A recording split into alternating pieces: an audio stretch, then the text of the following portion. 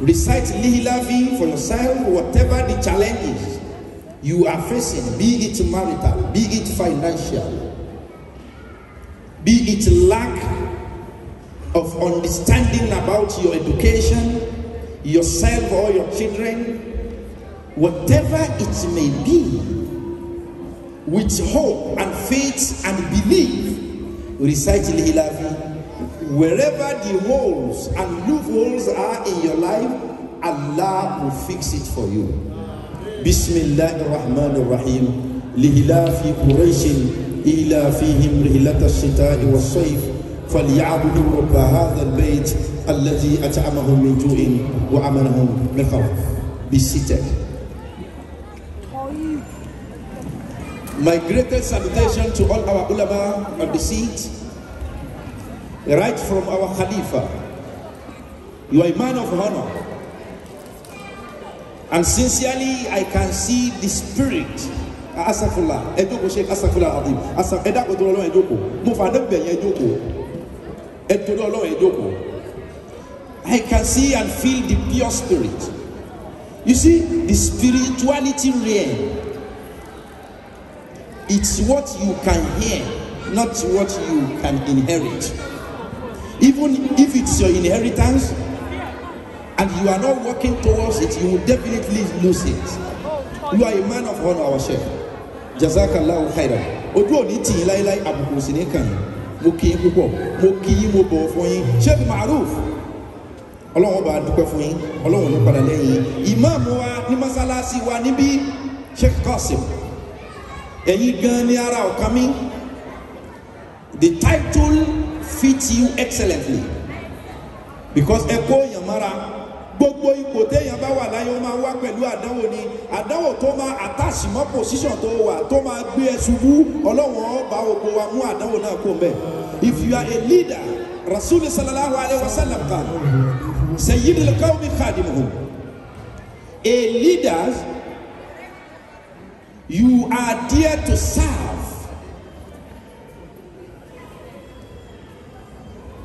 You are a selfless leader. Your interest has never been the priority, but interest of the mosque, interest of the people, interest of Muslim. Imam Qasim, may Allah subhanahu wa ta'ala continue to be with you and afford you. I was in Maryland Friday, from Thursday till yesterday Friday. One of my friends on Thursday, I was at his home. He moved to a new apartment, new house of his own. For the sake of that, I pray. I want to tell you, ilé tuntun, ilé tí wọ́n fẹ́ kó lọ kún ó kó ní apartment ní ìbéèrè wọn. Ọlọ́run á wọ láhùn tá à ń ṣe lẹ́ni láti fi pán ànábì lé. Ọlọ́run á pèsè ayọ̀ fún oníkálukú tó ń béèrè ilé. Bolo sadua sílé ọ̀rẹ́ wa yẹn. After that, I lost Jumat ní NMC.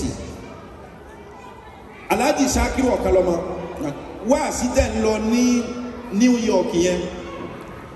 Wọ plane kankan lọ láti Maryland lọ New York. Gbogbo wa à ń jọ ń lọ sí New York. He drove us down here from Maryland with our other friends, Idris, Infinity, and Abubakar, Daddy Sami. Alhaji Shakiru Ọ̀kanlọ́mọ, I'm highly impressed with the service you render as a Muslim, as a brother.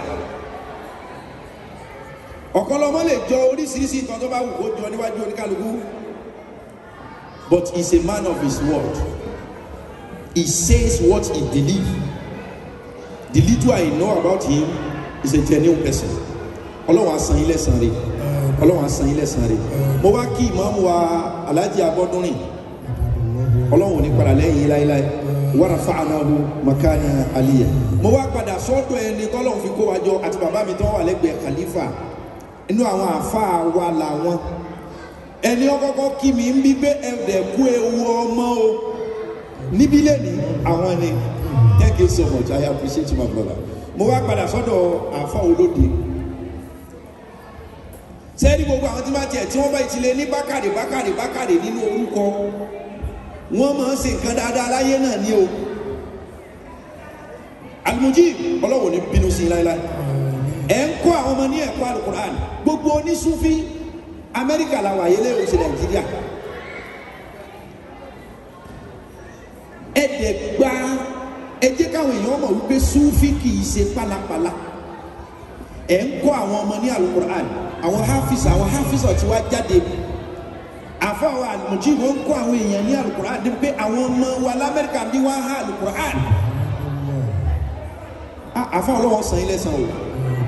Ẹ ṣe dáadáa Ọlọ́run ó dá dáadáa padà fún yín. To our dear parents, ẹ̀yin òbí tẹ́ fàyẹ́lẹ̀ fún àwọn ọmọ yín pé ẹ lọ kọ́ Al-Qur'an lọ́dọ̀ àfa ẹ ṣé o. Ọlọ́run sọ fún wa pé al-jazaa'ul ihsani illa al-ihsan. Ó ní ohun tóun máa fi ṣẹ̀san oore ni Ọlọ́run á san ogun ẹ̀yin òbí lẹ́san dáadáa. Pàápàá jùlọ yìí tẹ́ tó fi àyè lẹ̀ lálẹ́ yìí láti wá bá wa ṣe ayẹyẹ ọjọ́ bí Ànábì Muhammad sallallahu alaihi wa sallam. Ẹ dákun Yorùbá Ànábì lẹ́ẹ̀mẹ́ta kẹ́ sóríire. Sallallahu alaihi wa sallam. Sallallahu alaihi wa sallam. Mo bá kí alájà wa Sayyida Rashida Abdul Aziz Al-Mubarak. Ọlọ́run àmójútó yín. Mo kí ìyá mi ìyá Abbas. Sẹ́rí wọ́n ń pè kíní kan ní istighfar, tauba, repentance. Before you gain the forgiveness, are you all ready to repent? These are two different things. Forgiveness and repentance. Àforíjì àti ìṣẹ́rípadà. Ọ̀pọ̀lọpọ̀ wa lónìí we are seeking for forgiveness but we are not ready to repent. And the only way to see Allah subhanahu wa ta'ala on the day of judgment, ọ̀nà tẹ́lẹ̀ gbàrí Ọlọ́run níjọ́ àjíǹde òun ni kẹ́ ẹ túbá, òun ni kẹ́ ẹ tọrọ àfẹ́ túbá látàyé kọ́lọ̀ wá foríjì yín torí àwọn tọ́lọ́run bá ti foríjì ni wọ́n wọ àlìjánà. Báwo ni ó ṣe le tó kí gbogbo wọn máa wọ àlìjánà lọ níjọ́ àjíǹde and you are left out? The only remedy, the only way to get yourself out of hellfire list is for you to repent. This life is limited in duration. You cannot live forever. Change your way, change your word, change your manner, change your character, change your behavior, and repent. It is not about your age. Let me bust your brain. Àwọn ọmọdé mi wà under 20, under 30. If we are to get the quantity of their sin and misdeeds, ọmọ ọgbọ̀n ọdún mi wà tabanika wọn òǹdí wọn ẹ̀ṣẹ̀ wọn láyé lónìí ẹ̀ṣẹ̀ ọmọ 30 years ní ti burú ju ẹ̀ṣẹ̀ àgbàlagbà 80 years lọ. It's not about your age. Repent today. Seek for forgiveness today. Tomorrow might be too late. Ọ̀la lè pẹ́ jù. You know yourself. You backbiting. You know yourself. You are a thief. You know yourself. You are a fornicator. You know yourself. You are a drunkard. You know yourself. You are a liar. You know yourself. Repent today. Tomorrow might be too late. Sari'u ila maghfirah min rabbikum. All of you should seek, should be highly haste to seek for forgiveness, irrespective of your age. Mo fẹ́ kẹ́ ẹ mọ̀ kíní kan lónìí kọ́ da yín lójú.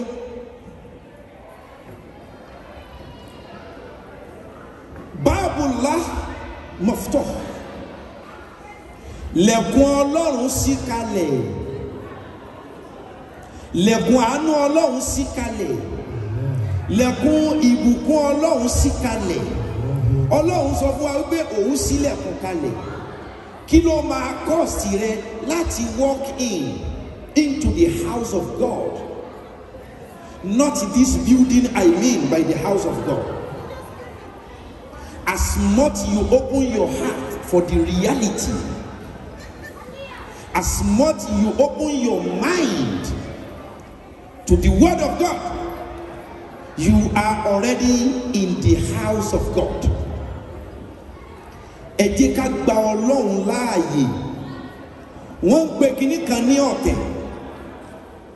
Gbogbo ibi tí ọ̀tẹ̀ bá ti lè gbìn, tó bá ti lè gbìn igi, ibẹ̀ ò ní gbòòrò láéláé. Ẹ jẹ́ ká jìnnà sí ọ̀tẹ̀. Ẹ jẹ́ ká jìnnà sí ìjà. Ẹ jẹ́ ká jìnnà sí ìbínú.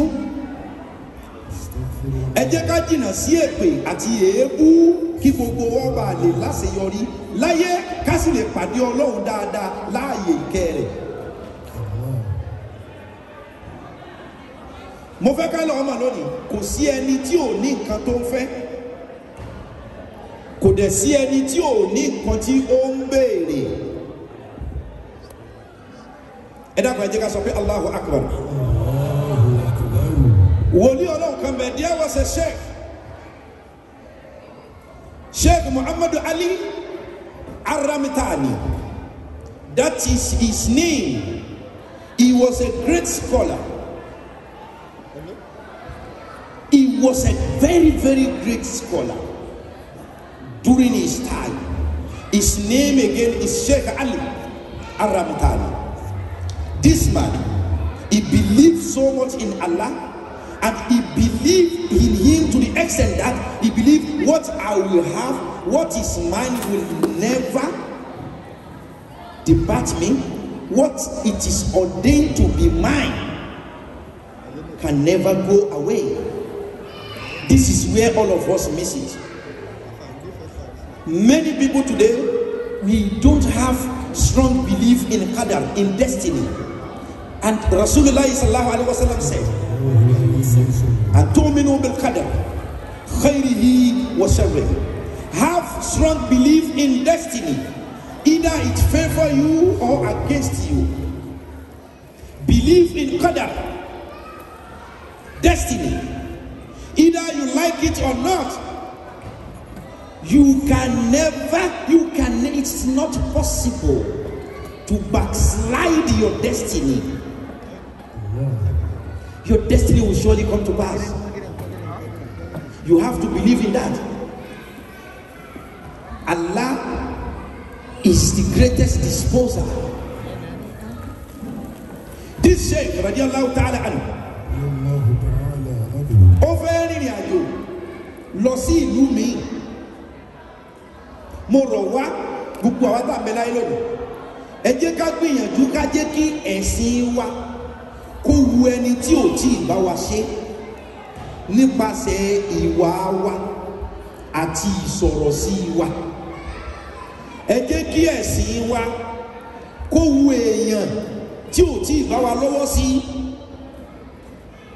pẹ̀lú báwa ó ṣe máa sọ̀rọ̀, pẹ̀lú báwa ó ṣe máa ṣe. You can gain half. Lost soul, you can gain them back to Islam. This is our religion. This is religion of Allah.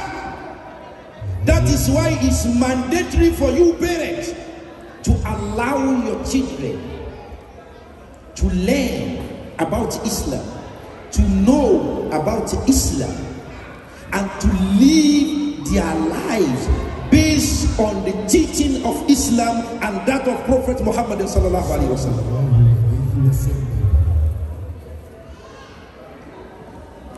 Sheikh radiallahu anhu, he was with a single person, a single khadim, muridi.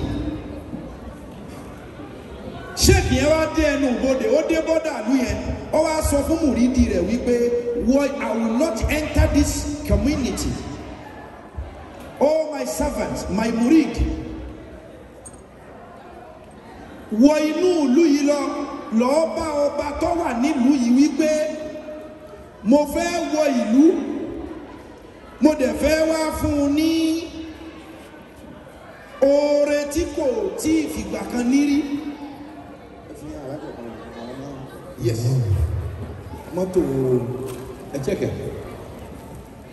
Ó ní mo fẹ́ wọ ìlú, mo dẹ̀ fẹ́ wá fún ọba ìlú yìí, mo fẹ́ wá bá a kọ́ nǹkan tí ń jẹ níyà.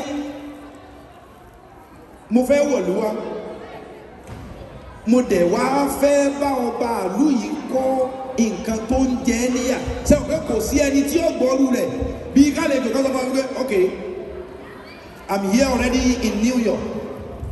And for example, I said, if you accommodate me by the grace of God Almighty, your problems already solved. I believe everybody will be sending invitation right now. Even some people will stand like this, but Sheikh, immediately you drop the mic, we are going to my house. Ọba yìí gbọ́ wípé gbogbo nǹkan tó ń lack nínú ìlú òun, Sheikh yìí máa bá wọn. Òun fẹ́ tún pálásì kọ́, òun fẹ́ tún kíní kan ṣe. Sheikh wa lóhùn òní wọ̀lú àfi tí ọba bá kọ lẹ́tà wípé èmi ni mo fún ọ láṣẹ dùkúl làhádọ́n balad. Èmi mo kọ̀wé fún ọ, mo fún ọ láṣẹ pé wọ̀lú. Ọba wa kọ lẹ́tà ọ sáyẹ̀nsì pé wọ ìlú yìí ẹnìkankan ò lè lé ẹ kúrò mẹ́ẹ̀, kódà èmi ọba ò lè lé ẹ. Èmi ọba gansẹ́ mi ò lè lé ẹ. Sheikh rìsífù lẹ́tà yẹn ọ wá wọnú ìlú. Gbàtọ́ wá wọnú ìlú, ilé lọ bá rò kó máa bá wọn kọ́. Mọ́tò ni ọba ìjọ yẹn rò kó máa rà fóun. Unknown to him, the Sheikh is there to build Kalimatu Shahada. The Sheikh was there to build and to insert and to construct the Kalimatu La ilaha illallah in the heart of community. The biggest house you can build is to house the Kalimatu La ilaha illallah in your mind. Sheikh was there from a market to another, from a house to another, from a community to another. Everybody keep reciting Kalimatu La ilaha illallah, La ilaha illallah, Ma'a astaghfirullah. People are reciting La ilaha illallah, La ilaha illallah, La ilaha. King was like, I was expecting you to rebuild my palace. This wasn't what I expected of you.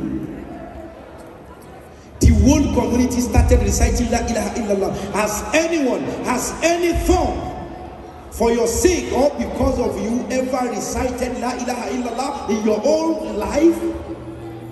Has because of you someone has ever recited La ilaha illallah?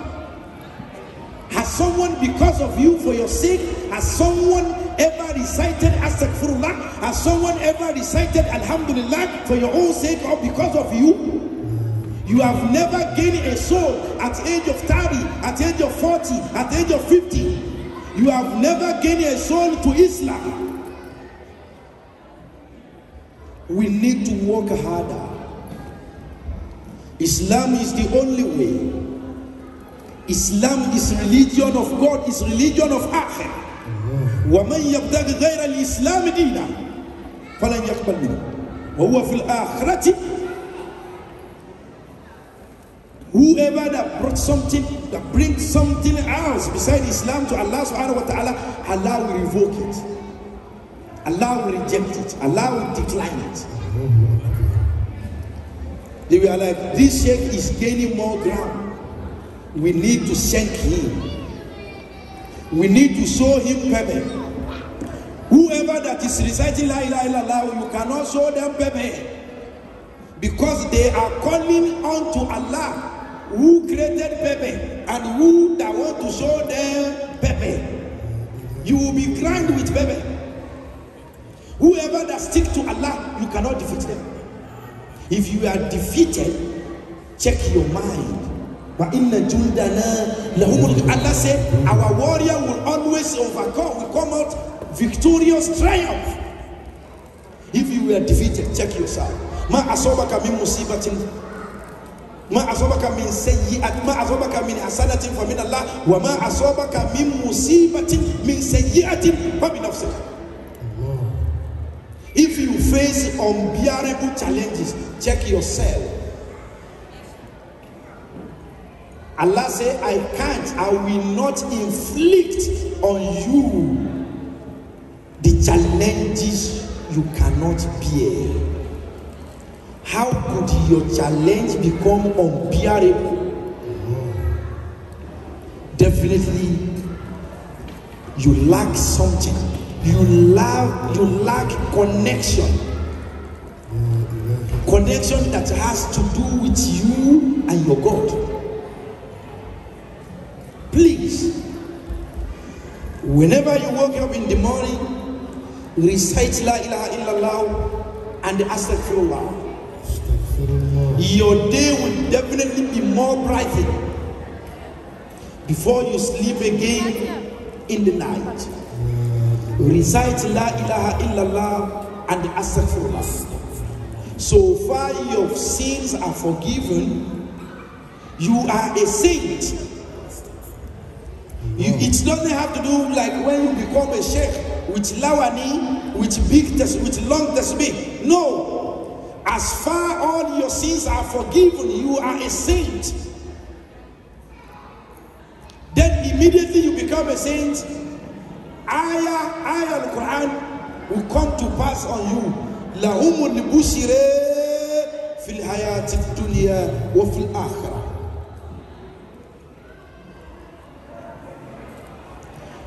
You cannot bypass Allah's judgment. No way. Kò sí ọ̀nà àbáyọ tó fi lè sámọ́ ìdájọ́ Ọlọ́run lọ́wọ́. Kò sí ọ̀nà àbáyọ tó fi lè sámọ́ ìdájọ́ Ọlọ́run lọ́wọ́. No matter pé téèyàn bá lọ GPS bí báyìí nísìnyí. Wíwà téèyàn bá sọ pé avoid toll. Am I right? Right? You can put your GPS on avoid toll, avoid the highway. There's no way you can construct yourself to avoid God. No way. God is total avoidable. You cannot avoid him. You cannot avoid Allah. For you to know, to round up my speech, for our ulama to do other things and to pray for us, as I would also like to pray for you, for the students of this lovely madrasa in New York under the leadership of our Mebu Sheikh Khalifa Abdul Hafiz Bakari Al-Mujib. I will pray for you, pray for the kids, the students, and I would like to also pray for parents.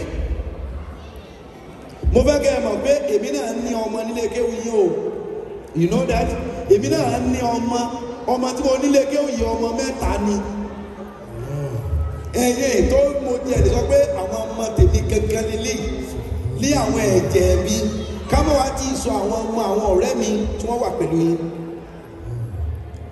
Gbogbo wa ẹ̀rí ọ̀rọ̀ mi ni wípé àkọ́kọ́ ẹjọ́ nọ́mbà mọ́tò yìí Toyota RAV4 plate number KHX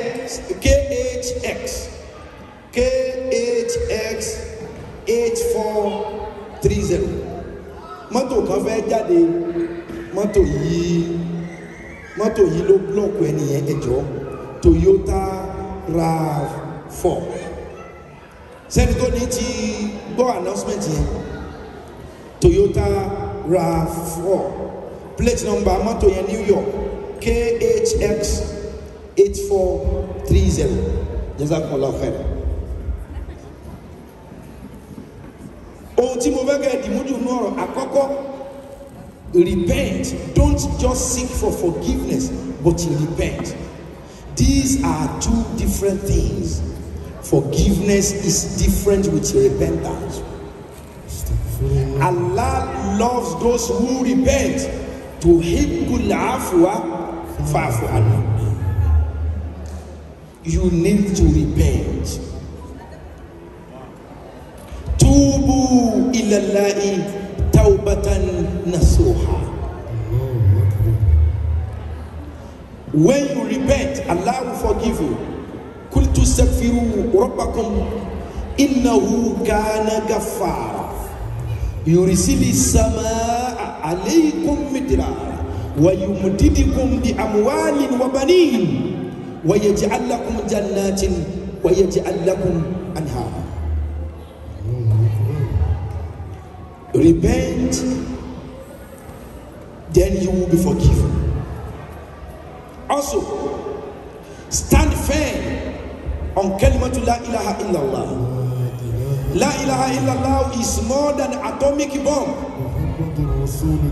As far you equip yourself, as far you equip your life with that kalima la ilaha illallah, there's nothing can ever shake you. You will become total unshakable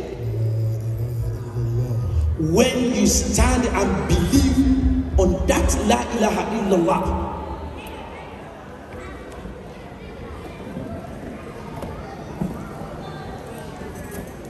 Sheikh Ibrahim ibn Adham radiyallahu ta'ala anhu, Ọlọ́run kọ́ wọlá Sheikh Ibrahim Adham. Gbogbo èèyàn tí ń jẹ́ Ibrahim tó wà níbí, àbí tí ọmọ yín jẹ́ Ibrahim, àbí tọkọ yín jẹ́ Ibrahim, àbí tẹ̀gbọ́n yín jẹ́ Ibrahim, àbí tẹ̀bí yín jẹ́ Ibrahim, àbí Ibrahim tó tiẹ̀ wá ń bí táwa náà wà pẹ̀lú ẹ̀. Ọlọ́run wọlá ànábì Ibrahim àkọ́kọ́. Gbogbo Ibrahim tó wà ń bí àtẹni tó bá ní Ibrahim ní fámìlì, Ọlọ́run ó jẹ́ kó dáa fún gbogbo wa. Better go and name your son Ibrahim. All Ibrahim I know, they are great people. Right from Prophet Ibrahim alayhi salam, Sheikh Ibrahim al-Niyaz ibn Abdullah, Sheikh Ibrahim Zulgambari, Sheikh Ibrahim uncountable Ibrahim, wallah, Suyuk Awliya Allah Ta'ala, and Sheikh Ibrahim Adham, Sheikh Ibrahim Joe, uncountable Ibrahim, Sheikh Ibrahim Ayede, Sheikh Ibrahim Along Bebe, that's my papa. Sheikh Ibrahim Along Bebe, Ibrahim. Only Ibrahim, they are great people, irrespective of being Sheikh or whatever. Even Wizkid is Ibrahim by name. Yes, Ibrahim Ayobalokun, that is Wizkid name. Ibrahim Atiana told me 3 consecutive nights, all 2 arena. I jealous all Ibrahims. Ibrahims are great men. Back to my discussion to round it up. One question from Ibrahim Adham. And the color of Sheikh Ibrahim Adham. Only we are regular. Arakuni color of Sheikh. Only Sheikh Ibrahim Adham radiallahu ta'ala anhu. Only midari inni musrifun ala nafsi bil ma'asi. I have sealed up my mind. I have intended. I want to be seen against God. I don't want anything. I just want to become a sinner. Like someone went to a sheikh and said, all my intention right now, even to build a house, is not top notch on my list. All I want now, I want to become a crook. I want to become a criminal. I want to become a sinner. Even the sheikh was kind of so confused, like, and Sheikh Ibrahim Adham was like, okay, what can I do for you? He now said, Ya Sheikh, fa'arini alaya ma yakunu laha mustakizan liqalbi. remedy? Is there a remedy for me to avoid being a sinner? But I've made up my mind. I want to destroy everything. I want to become fire for fire. Sheikh radiallahu ta'ala anhu said, okay, I have 5 things to advise you about. I have 5 factors to tell you. Either you take it, no problem. Either you reject it, no problem. And this young boy was like, okay, tell me those 5 factors. But don't forget, I've decided already, by 12 a.m., I will become a new leaf. I will become a great criminal. Time is on. Tiki, taka, tiki, taka. Sheikh said, okay. He said, Sheikh, tell me those 5 things. Radiallahu ta'ala anhu. Sheikh Ibrahim Adiyama, oni ka koko nu mara anu yi ni pe to ba fe ma se Ọlọ́hun tí ó sí tí ó ṣẹlẹ̀. Fala ta'kul min rizqi. Fala ta'kul min rizqi. If you want to be seen against God's wills and law and condition, la ta'kul min rizqi. Stop eating from God's what? Sustenance.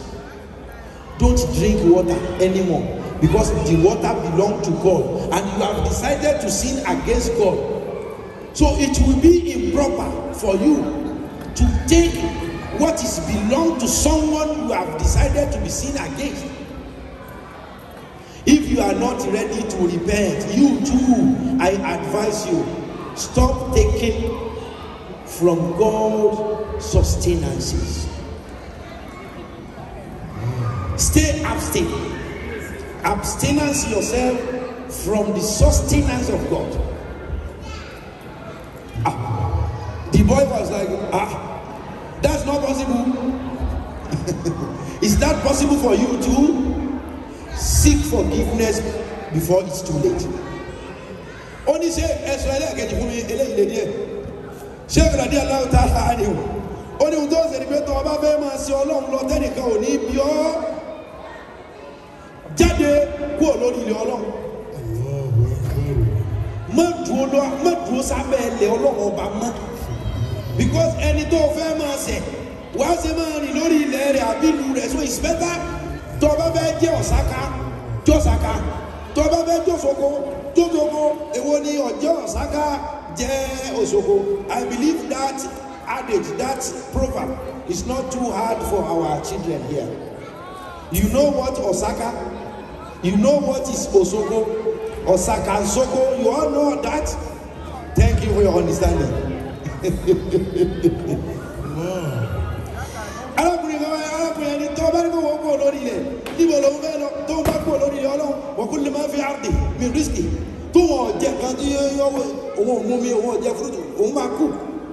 Ṣé òun ní tọ́ ọba mà wípé o ò lè ṣe kọ́ ọmọ sí Ọlọ́run, má lo nǹkan Ọlọ́run. Yorùbá gan ní ikú kì í jẹun ẹni kó tó pa ẹni. If you know you cannot do away with God, kí ló dé tá àsúnmọ́ pẹ̀lú ẹ̀ṣẹ̀ wa? Ọlọ́run ò ní lé wa dànù.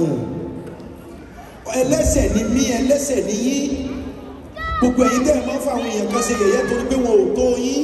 Ẹ wo iye ẹ̀ṣẹ̀ tẹ́ ẹ ti dá.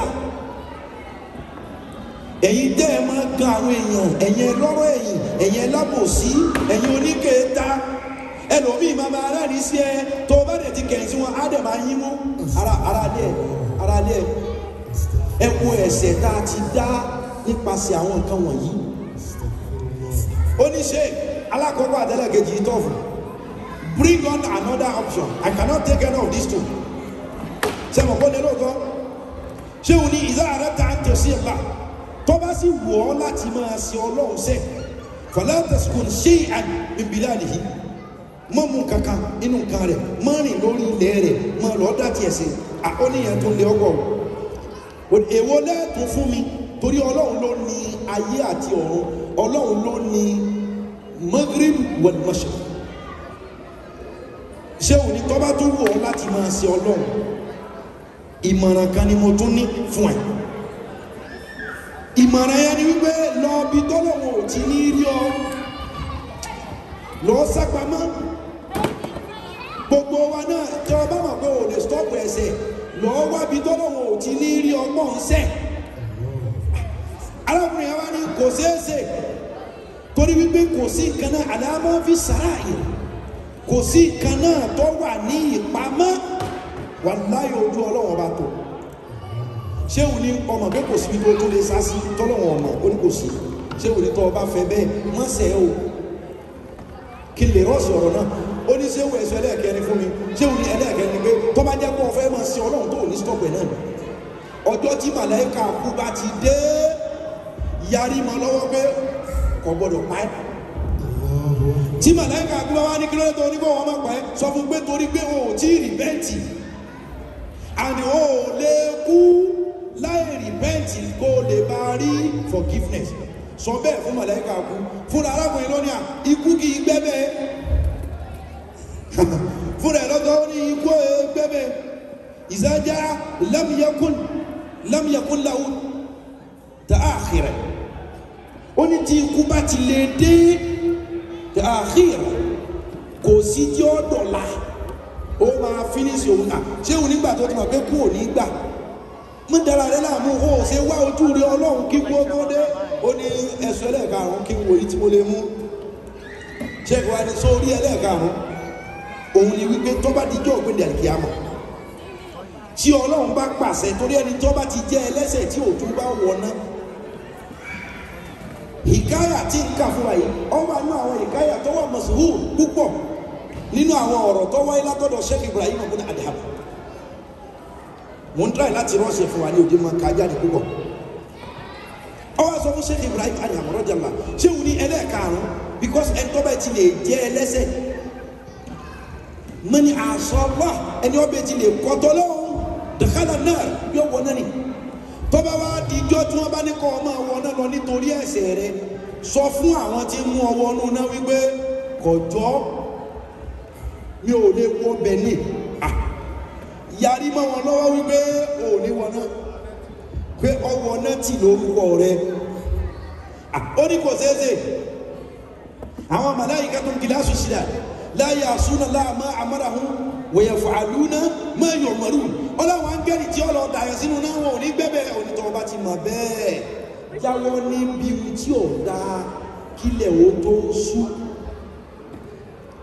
This is Islam, religion of peace and harmony. Ẹ̀sìn Islam ẹ̀sìn àlàáfíà ni. Ẹ jẹ́ ká súnmọ́ Ọlọ́run. Ọlọ́run èso ọba tó mẹ́gbàá dání láti lé yín dànù. Ẹ súnmọ́ ẹlẹ́ṣẹ̀ nìyí àní ẹ̀ṣẹ̀ ló mú wá torítorí. Ẹ jẹ́ ká súnmọ́ Ọlọ́run pẹ̀lú ẹ̀ṣẹ̀ wa yóò forí jì wá. Ohun tí àwọn oníṣúfí gbé wá nìyẹn. Ká ṣe gbólóhùn la ilaha illallah, ká ṣe gbólóhùn astaghfirullah, ká sì ṣe àsàlátù tí Ọlọ́run ọba gan ṣe fánàbì. Inna Allaha wa malaikatahu yusalluna ala nabi ya ayyuhalladhina amanu sallu alayhi wa sallimu taslima. Tá a bá dún ní mọ́ àwọn nǹkan wọ̀nyí ayé wa nìkan kọ́ ní ọ̀dà ọ̀run wọ́n dà. Gbogbo wa la ní challenges ṣùgbọ́n tá a bá yẹ fi lè kílẹ̀ ẹ̀ṣẹ̀ wa tá a rí bẹ́ẹ̀ èèyàn ní já níbi ire Ọlọ́run ọba wa ò lọ síbi kankan. Ẹ jẹ́ ká dìde dúró láàrin 3 minutes ká ṣàdúrà. Ìwọ Ọlọ́run, get on your feet, let's pray. الذين يشكرون الله قياما وقعودا وعلى جنوبهم ويتفكرون في خلق السماوات والأرض وربنا ما خلقت هذا باطلا سبحانك فقنا عذاب النار. Oh Allah, the most merciful, beneficent, the most powerful, the most greatest. all honor and glory are all belong to you.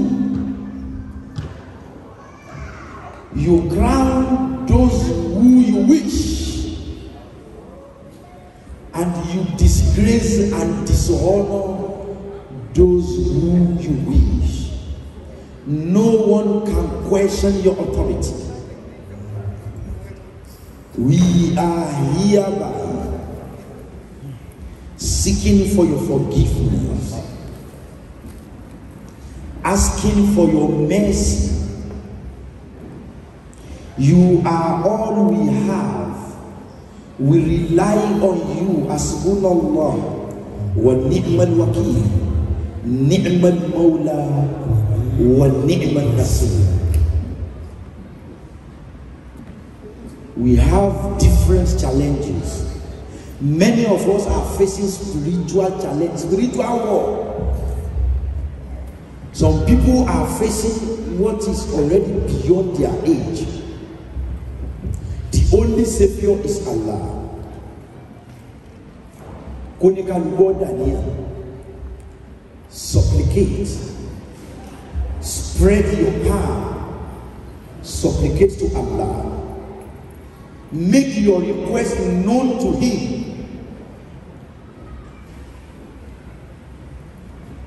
Let Allah know that you have no one, you have no helper except Him.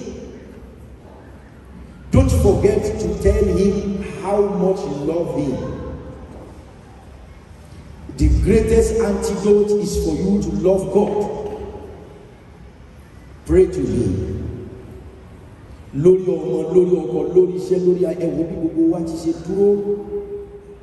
Gbogbo ẹ̀yàn ọ̀rẹ́ mi dẹ̀ mú kámẹ́rà lọ́wọ́ látòrí àfáà tó fi tó bí nọ́ọ̀sì ìyá rẹ̀ wọ́n pè é. Right? Nọ́ọ̀sì. Wà máa ń sọ ìlà ẹ̀rẹ́ àyà àṣìṣe ìlà. Máa ń supported you when you are reciting Daniel. Thank you, my brother. Konikan God Daniel. Ìkàbọ̀ òkú lè yẹn túlẹ̀ fọ́nà lónìí kó wù àtàtọ́lọ̀ mi ọ̀dà. Torí mo tọ́lọ̀ wọ̀ bá ti ṣe òṣùwà pálẹ̀ tó lè ṣe. Ọlọ́run yẹn lọ́wọ́ sọ pé ọ̀dọ̀ òun ní àṣìṣẹ́jọba. Knock, the door shall be open. Ask, and it shall be given to you. Daniel. Our we la ilaha illallah. Mitila. We will now recite la ilaha illallah 12 times. And we will recite astaghfirullah 12 times. After that, we will recite Surah Al-Fatah. You will see total changes in your life. Right from today on, a new beginning has started in your life. Blessings shall locate you. Prosperity. Ọlọ́run ló ní o. For you to be prospered is your law, man. Ọlọ́run wọlé àwọn bàbá tí wọ́n dúró bá àti dúró lórí yẹn náà fi là fọlọ́run yìí ní kọ́kọ́. Àṣírí gbogbo wa táwọn àbí Ọlọ́run níjà sí wa ojú. Gbogbo nǹkan tó jẹ́ ìṣòro tó jẹ́ ìdààmú nínú ayé ẹnikẹ́ni tó wà ní Ọlọ́run ọba omi ìdààmú tí ń gbóná nínú ayé rẹ̀ tó bá ṣe àmì mẹ́ta omi ìdààmú tí ń gbóná nínú ayé rẹ̀ Ọlọ́run ọba ọ̀dàrú látòní. Àmín àmín àmín ya Rabbal alamin. Ẹ̀dá ní ẹ̀dá a sì la ilaha illallah 12 astaghfirullah 12 àwọn àṣìfàtì àmìjì ọparí ètò tó bá kúkú àwọn afọ́ ọmọ sí fún wa láti ìsinú ìkàlùkù ọmọ retí ìdòwò tó rà ti kọ lẹ́tà sọ́lọ́ agbèsè. Ìyá mi ìyá báàsì, ìyá mi ìyá báàsì, ìyá mi ìyá báàsì, òkè lébọ̀. Ìyé wà ọmọ lẹ́bí, mo lé ní ìyá báàsì, àjíyé, òkìkí ajé. Thank you so much. I appreciate you. Billions time.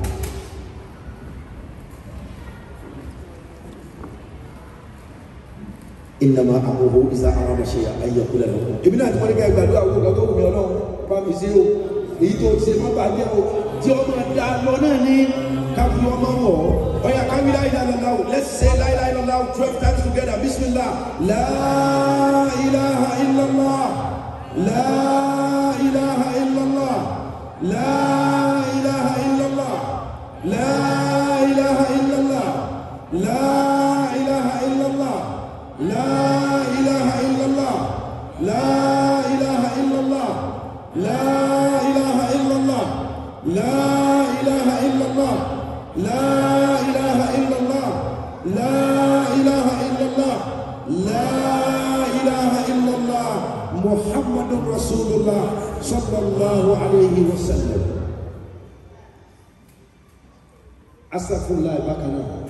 Our astaghfirullah inna Allah ghafurur rahim. We do it in Dawood 12 times. Bismillah. Astaghfirullah inna Allah ghafurur rahim. Astaghfirullah inna Allah ghafurur rahim. Astaghfirullah inna Allah ghafurur rahim. Astaghfirullah inna Allah ghafurur rahim. Astaghfirullah inna Allah ghafurur rahim. Astaghfirullah inna Allah ghafurur rahim. Astaghfirullah inna Allah ghafurur rahim. Astaghfirullah inna Allah ghafurur rahim. Astaghfirullah inna Allah ghafurur rahim. Astaghfirullah inna Allah ghafurur rahim. Astaghfirullah inna Allah ghafurur rahim. Astaghfirullah inna Allah ghafurur rahim. Together, Al-Fatiha. Bismillahirrahmanirrahim. Alhamdulillahi Rabbil Alameen. Ar-Rahmanir-Rahim. Malik Yawmiddin. Iyyaka na'budu wa iyyaka nasta'in. Ihdina siratal mustaqim. Siratal ladzina an'amta 'alaihim ghairil maghdubi 'alaihim waladdallin. Ayat 3 amin. Amin. Amin. Ẹ jẹ́ kó kálukú wa ó jókòó padà. Ẹ jẹ́ ká jókòó. Báwọn ṣe ti ní kó níwò ó ti ní bẹ́ẹ̀ ó ti ṣe bẹ́ẹ̀. Àfa àwọn olóde lílá tó kàn fún yín. Ẹ̀yin ilé ẹsẹ̀ tọdún pẹ̀lú wa àjọṣe tẹ̀mí.